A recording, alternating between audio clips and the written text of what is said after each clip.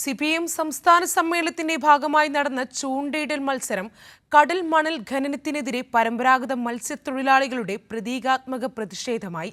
വിജയികൾക്ക് ക്യാഷ് പ്രൈസും നൽകി.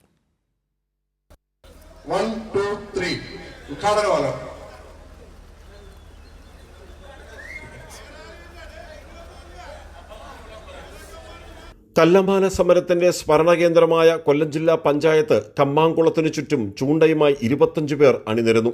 മുൻമന്ത്രി ജെ മേഴ്സിക്കുട്ടിയമ്മ ചൂണ്ടയിടൽ ഉദ്ഘാടനം ചെയ്തു. CPIM സംസ്ഥാന സമ്മേളനത്തിന്റെ ഭാഗമായി CA2 നേതൃത്വത്തിൽ സംഘടിപ്പിക്കുന്ന തൊഴിൽ മത്സരമാണ് പ്രതീകാത്മക പ്രതിഷേധത്തിന് കൂടി വേദിയായത്.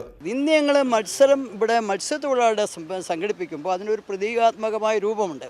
കാരണം ആദിമ തൊഴിലാണ് ചൂണ്ടയിടൽ. മനുഷ്യനുണ്ടായ കാലത്ത് ആദിമമായുള്ള തൊഴിലാണിത്. ആ തൊഴിലെടുത്ത് ജീവിക്കുന്ന തൊഴിലാളിയെ തകർക്കുന്ന നയമാണ് ഇന്ന് രാജ്യം ഭരിക്കുന്ന ഗവൺമെൻറ് കടൽ കോർപ്പറേറ്റുകൾക്ക് വെക്കുന്നത്.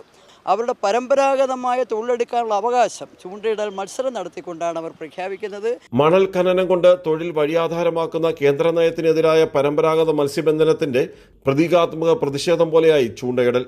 കൊളുന്തുനൂലിനും കശുവണ്ടി തല്ലിനും കയറിപ്പിരിക്കും ശേഷം ചൂണ്ടയിടലായിരുന്നു മത്സരം. കുളത്തിൽ നിന്നും 5 മിനിറ്റിനുള്ളിൽ കൂടുതൽ തൂക്കം വരുന്ന മീൻ പിടിക്കുക എന്നതായിരുന്നു മത്സരാർത്ഥികൾക്കുള്ള നിർദ്ദേശം. വാടി സ്വദേശി ജാക്കി 1ാം സമ്മാനം നേടി. കാവനാട് സ്വദേശികളായ നൈസാം ഷാൻ എന്നിവർ യഥാക്രമം 2ഉം 3ഉം സ്ഥാനത്തെത്തി. സാറേ, ഞാൻ കൊച്ചിയിൽ 7 വയസ്സ് തൊട്ട് നമ്മുടെ വീട്ടിൽ ജോലിക്ക് പോകാൻ ആൾ 7 വയസ്സിൽ തുടങ്ങിയ പണിയാണ് ഈ ചൂണ്ടയിടൽ.